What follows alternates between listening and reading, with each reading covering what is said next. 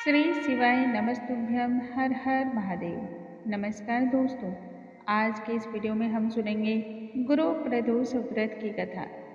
गुरुवार को पड़ने वाले प्रदोष व्रत को गुरु प्रदोष व्रत के नाम से जाना जाता है। इस दिन यह व्रत कथा प्रत्येक मनुष्य को श्रवण करनी चाहिए। इससे देव गुरु बृहस्पति की कृपा की प्राप्ति होती है और भगवान भोलेनाथ की कृपा भी हमें प्राप्त होती है।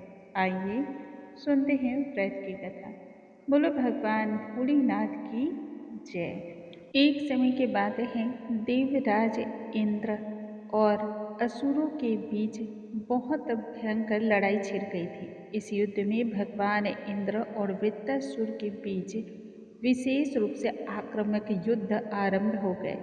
वृत्तासुर एक अत्यंत ही दुर्जय राक्षस था। जब देवराज इंद्र और वृत्तासुर की सेना में घनघोर युद्ध छिड़ा हुआ था, उस समय देवताओं ने अपने बल का प्रयोग करते हुए दैत्य सेनाओं को पराजित कर डाला तथा नष्ट भ्रष्ट कर डाला, जिससे वृत्तासुर अत्यंत ही क्रोधित हो उठा तथा असुरी माया का प्रयोग करते हुए उसने अपने रूप को बहुत अधिक विकराल और विस्तृत कर लिया, जिससे सभी देवता भयभीत हो गए और भाग खड़े हुए। भागकर वह सभी देव गुरु भगवान बृहस्पति की शरण में जा पहुँचे।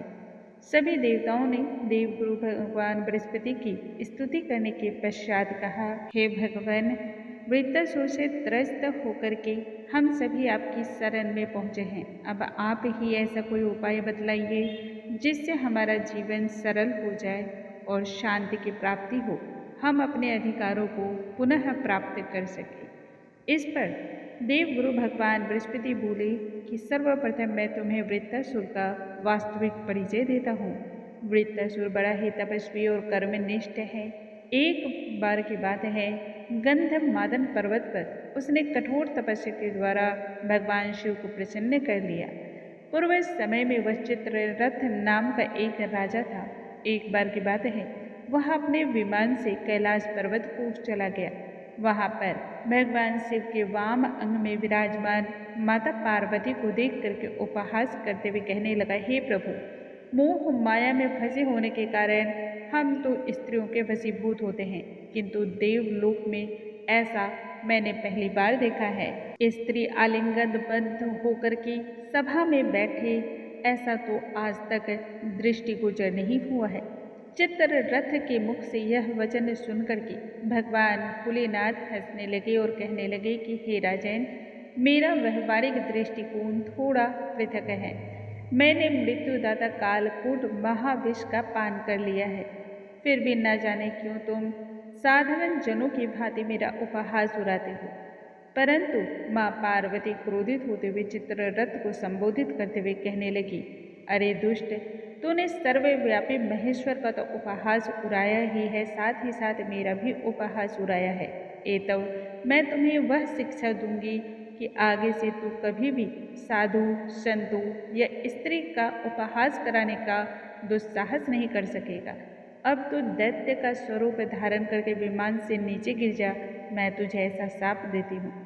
माँ भवानी के अभिशाप से चित्ररथ राक्षस योनि को प्राप्त हो गया और त्वष्टा नामक ऋषि के श्रेष्ठ तप से उत्पन्न होकर के वृत्तासुर नाम का असुर बना। देवगुरु बृहस्पति आके कहने लगे, वृत्तासुर बाल्यकाल से ही भगवान शिव का अनन्य भक्त रहा है, इसलिए तुम भगवान शिव को प्रसन्न करने हेतु बृहस्पति प्रदोष व्रत को करो, जिससे भगवान शिव तुम पर प्रसन्न हों। देवराज इंद्र ने भगवान बृहस्पति देव की आज्ञा का पालन करते हुए गुरु प्रदोष व्रत को किया, जिसके प्रभाव से जल्द ही इंद्र ने वृत्तासुर पर विजय की प्राप्ति कर ली और पुनः देवलोक में शांति छा गई। सभी अपने अधिकार का उपभोग करने लगे।